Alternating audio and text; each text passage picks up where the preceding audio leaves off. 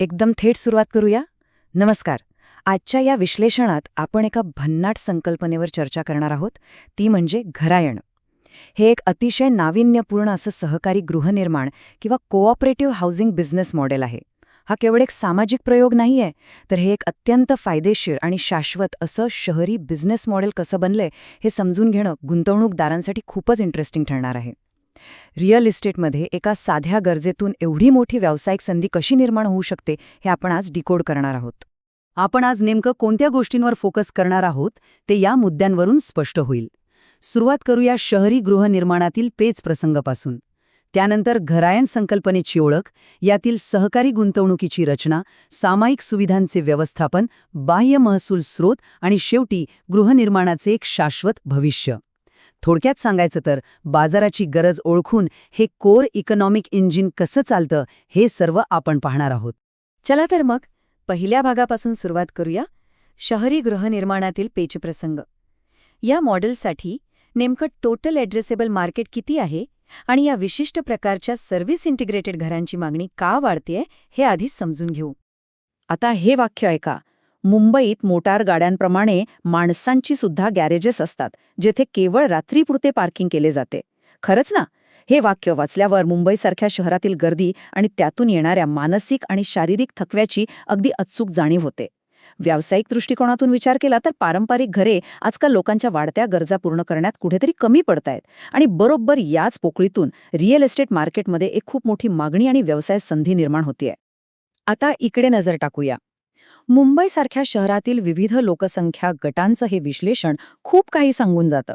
म्हणजे बघा, नोकरी करणारी तरुण जोडपी असू देत, शहरात नव्याने बदली होऊन आलेले आणि जवळचे नातेवाईक नसलेले कर्मचारी असू देत, किंवा पेन्शन नसलेले आणि देखभालीची गरज असलेले निवृत्त नागरिक, या सर्वांच्या अडचणी वेगवेगळ्या आहेत, पण त्यांच्या गरजा एकत्र केल्यावर एक गोष्ट स्पष्ट होते, ती म्हणजे सामायिक स्वयंपाकघर आणि देखभाल सुविधा असलेल्या सर्व्हिस इंटिग्रेटेड घरांची मार्केटमध्ये किती हमखास आणि मोठी मागणी आहे.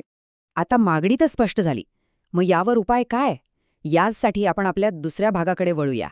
ती म्हणजे घरायण संकल्पनेची ओळख. हे प्रॉडक्ट नेमकं कसं डिझाईन केलंय ते पाहूया. तर घरायण म्हणजे नेमकं काय? सोप्या भाषेत सांगायचं तर हे एक केंद्रीकृत सामायिक सुविधांचं केंद्र आहे. इथे पारंपरिक सदनिका मालकी म्हणजेच स्वतःचा फ्लॅट घेण्याऐवजी एका लवचिक समुदाय आधारित जीवनशैलीला प्राधान्य दिलं जातं. म्हणजे हा काही आपला नेहमीचा अपार्टमेंट कॉम्प्लेक्स नाहीये बरं का. हे एक हब अँड स्पोक मॉडेल आहे. मध्यभागी एक केंद्र आणि त्याच्या सभोवताली घरे. ही सगळी घरे त्यांच्या दैनंदिन आवश्यक सुविधा एकमेकांसोबत शेअर करतात, ज्यातून एक अतिशय भक्कम व्यावसायिक इकोसिस्टम उभी राहते. याचे मुख्य घटक अगदी साधे पण प्रभावी आहेत. यामध्ये 20 ते 30 विविध कुटुंबांचा समावेश असतो. एक व्यावसायिकरित्या चालवलं जाणारं केंद्रीकृत स्वयंपाकघर, लहान मुलं आणि ज्येष्ठांसाठी डे केअर, सामायिक व्यायामशाळा आणि करमणूक कक्ष यांचा यात समावेश आहे. आणि सर्वात भारी गोष्ट म्हणजे काय, तर रोजच्या स्वयंपाकाच्या कटकटीतून पूर्णपणे मुक्ती. बिझनेस अँगलने बघितलं तर वेळेची कमतरता असलेल्या शहरी व्यावसायिकांना या सुविधा दिल्याने इमारतीमध्येच आपला एक हक्काचा ग्राहक वर्ग म्हणजे कॅप्टिव्ह मार्केट तयार होतं. यातून अंतर्गत सुविधांसाठी कायमस्वरूपी मागणी निर्माण होते. आता वळूया गुंतवणूकदार आणि स्टेकहोल्डर्सच्या सर्वात जिव्हाळ्याच्या विषयाकडे. भाग 3, सहकारी गुंतवणुकीची रचना. हे सगळं चालवणारं आर्थिक इंजिन कसं काम करतं हे आता आपण डिकोड करू. इथे खूप मोठा पॅराडाईम शिफ्ट आहे. एक मोठा वैचारिक आणि व्यावसायिक बदल. या मॉडेलमध्ये सहकारी संस्थेकडेच मालमत्तेची पूर्ण मालकी राहते. म्हणजे सदस्य इथे एखाद्या विशिष्ट फ्लॅटचे मालक नसतात, तर ते भाडेकरू आणि त्याचवेळी आर्थिक भागधारक म्हणजेच टेनेंट इन्व्हेस्टर असतात. वैयक्तिक मालमत्तेच्या मालकीकडून एका सामायिक इक्विटीकडे वळल्यामुळे एका व्यक्तीवरील जोखीम खूपच कमी होते आणि गुंतवणूक एकदम सुरक्षित राहते. गुंतवणुकीचा हा फ्लो किती शिस्तबद्ध आहे बघा. सुरुवातीला गुंतवणूकदार शेअर्सच्या रूपात प्राथमिक भांडवल देतात. हे भांडवल अमानत रक्कम म्हणून पूर्णपणे सुरक्षित ठेवलं जातं. त्यानंतर इमारतीच्या बांधकामाचा एकूण खर्च हा सदस्यांची फिक्स्ड डिपॉझिट म्हणजेच मुदत ठेव मानला जातो. आणि सर्वात शेवटी या भांडवलावर लाभांश किंवा व्याजाच्या स्वरूपात एक निश्चित परतावा दिला जातो. म्हणजे गुंतागुंतीच्या वाटणाऱ्या आर्थिक व्यवहारांचं रूपांतर किती सोप्या आणि पारदर्शक प्रक्रियेत केलंय हे यातून दिसून येतं. आता या मॉडेलमध्ये 2 मुख्य गट आहेत. एक म्हणजे रहिवासी सदस्य आणि दुसरे बेघर रहिवासी गुंतवणूकदार. रहिवासी सदस्य इमारतीत राहतात, ते ज्या सुविधा वापरतील त्यानुसार पैसे देतात आणि त्यांच्या ठेवींवर लाभांश मिळवतात. दुसरीकडे बेघर रहिवासी गुंतवणूकदार इमारतीत राहत नाहीत, पण ते त्यांचं भांडवल गुंतवून मुदत ठेवींवर समान लाभांश मिळवतात. या दुहेरी रचनेचा अर्थ एकदम स्पष्ट आहे. गुंतवणूकदार त्या इमारतीत राहत असो वा नसो, त्यांच्या गुंतवणुकीवरील ROI म्हणजे परताव्याची इथे 100% हमी मिळते. गुंतवणुकीचं गणित तर समजलं. आता भाग 4, सामायिक सुविधांचे व्यवस्थापन. दैनंदिन पातळीवर ही अंतर्गत अर्थव्यवस्था कशी चालते आणि ऑपरेशनल कॅश फ्लो कसा जनरेट होतो हे आता पाहूया. यांची मॉनेटायझेशन स्ट्रॅटेजी म्हणजे महसूल धोरण खरंच खूप भक्कम आहे.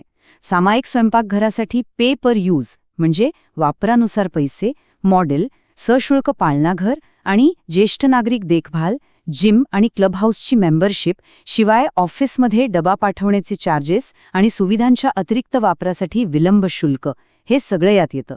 थोडक्यात सांगायचं तर प्रत्येक सामायिक सुविधेचं प्रभावीपणे पैशात रूपांतर केलं जातं. इमारतीतील रहिवासीच ग्राहक असल्याने हा रिकरिंग रेव्हेन्यू अतिशय खात्रीशीर असतो. आणि ह्या सुविधा मॅनेज कशा करायच्या? तर यासाठी खूप फ्लेक्सिबिलिटी आहे. गृहनिर्माण संस्था स्वतः हे मॅनेज करू शकते किंवा हॉस्पिटॅलिटी क्षेत्रातल्या प्रोफेशनल्सना आउटसोर्स करू शकते. अगदी इमारतीतीलच एखादे उद्योजक रहिवासी हे स्वतंत्र व्यवसाय म्हणूनही चालू शकतात. बाहेरील व्यावसायिकांना काम दिल्याने बल्क पर्चेसिंगमध्ये चांगली सूट मिळते आणि जर रहिवाशांनीच हे मायक्रो बिझनेस म्हणून चालवलं तर रोजगारही निर्माण होतो आणि पैसा आपल्याच इकोसिस्टममध्ये फिरत राहतो. अंतर्गत अर्थव्यवस्थेबद्दल आपण बोललो, पण आता भाग 5 कडे वळूया, बाह्य महसूल स्रोत. या घरायण मॉडेलमध्ये एक अत्यंत आकर्षक आणि हाय प्रॉफिट बाह्य महसूल धोरणसुद्धा आहे. यातून गुंतवणुकीचं मूल्य कसं वाढतं ते बघू. इथे अंतर्गत सदस्य आणि बाहेरचे शेजारी यांच्यातील व्यावसायिक धोरण समजून घेणं खूप इंटरेस्टिंग आहे. जे अंतर्गत सदस्य आहेत ते सुविधांसाठी ॲट कॉस्ट म्हणजे मूळ दराने शुल्क देतात. या उलट आजूबाजूच्या परिसरातील बाह्य शेजाऱ्यांना ह्या सुविधा नाममात्र मेंबरशिपसाठी दिल्या जातात, पण त्यासाठी ते एकतर प्रीमियम दर देतात किंवा संस्थेकडे मोठी बिनव्याजी अमानत रक्कम ठेवतात. हा बाहेरील लोकांसाठी असलेला अतिशय उच्च नफ्याचा महसूल स्रोत आहे. याचा सर्वात मोठा फायदा काय माहितीये? आजूबाजूच्या बिगर सदस्यांकडून अशा बिनव्याजी ठेवी गोळा केल्यामुळे संस्थेचा एकूण व्यवस्थापन खर्च खूप मोठ्या प्रमाणावर कमी होतो आणि त्यामुळे मूळ गुंतवणूकदारांचा राहण्याचा खर्च आटोक्यात राहतो किंवा व्यावसायिक भाषेत सांगायचं तर तो पूर्णपणे सबसिडाइज्ड होतो. बाह्य लोकांच्या सहभागामुळे साध्या निवासी सुविधांचं रूपांतर एका अत्यंत फायदेशीर सामुदायिक मालमत्तेत होतं. हेच या मॉडेलचं खरं मास्टर स्ट्रोक आहे. तर आता आपण आपल्या विश्लेषणाच्या अंतिम टप्प्याकडे म्हणजे भाग 6 कडे आलो आहोत, गृहनिर्माणाचे एक शाश्वत भविष्य. हे सर्व आर्थिक गणित एका व्यापक सांस्कृतिक आणि कमर्शियल ट्रेंडशी कसं जोडलं गेलंय ते आता पाहूया. पुरुषाच्या हृदयाचा मार्ग त्याच्या पोटातून जातो, ही म्हण आपण सगळ्यांनीच ऐकलीये. पूर्वी स्वयंपाक करणे आणि घरं सांभाळणे हे एक घरगुती आणि विनामोबदला कर्तव्य मानलं जायचं. पण आजच्या फास्ट पेस्ड शहरी जीवनात वेळेची एवढी कमतरता आहे की हे सगळं सांभाळणं जवळजवळ अशक्य झालंय. त्यामुळे घरगुती कामांचं आउटसोर्सिंग ही आता केवळ चैन किंवा सोय राहिली नाहीये, तर ती एक अत्यंत फायदेशीर आणि अपरिहार्य अशी कमर्शियल गरज बनली आहे. आजची मार्केटची परिस्थिती काय सांगते? वाढत्या शहरीकरणामुळे जीवनशैलीत वेगाने बदल होत आहेत. वर्किंग प्रोफेशनल्सकडे घरकामासाठी अजिबात वेळ नाही. फूड डिलिव्हरी ॲप्सची जी अब्जावधी रुपयांची उलाढाल आपण पाहतोय, तोच तर या बदलाचा सर्वात मोठा पुरावा आहे ना. त्यामुळे घरगुती कामांचं व्यावसायिकीकरण होणं ही काळाची गरज आहे. आणि हेच वास्तव घरायण मॉडेलला आर्थिकदृष्ट्या अत्यंत लवचिक आणि भविष्यासाठी मजबूत बनवतं. मग शेवटी एक अतिशय महत्त्वाचा प्रश्न उरतो. घरायण मॉडेल हा फायदेशीर आणि समुदाय आधारित शहरी विकासाचा अंतिम ब्ल्यूप्रिंट ठरू शकेल का? भविष्यातील रिअल स्टेट गुंतवणुकीचा आणि शहरी नियोजनाचा विचार करता हा प्रश्न नक्कीच विचार करायला लावणारा आहे. केवळ 4 भिंती बांधल्याऐवजी कम्युनिटी बेस्ड आणि सर्व सुविधांनी युक्त अशी घरबांधणी हाच भविष्यातील गुंतवणुकीचा एकमेव फायदेशीर मार्ग ठरणार का, याचा नक्की विचार करा. आजच्या या सादरीकरणात आपण इथेच थांबूया. पुन्हा भेटूया अशाच एका अभ्यासपूर्ण विषयासोबत.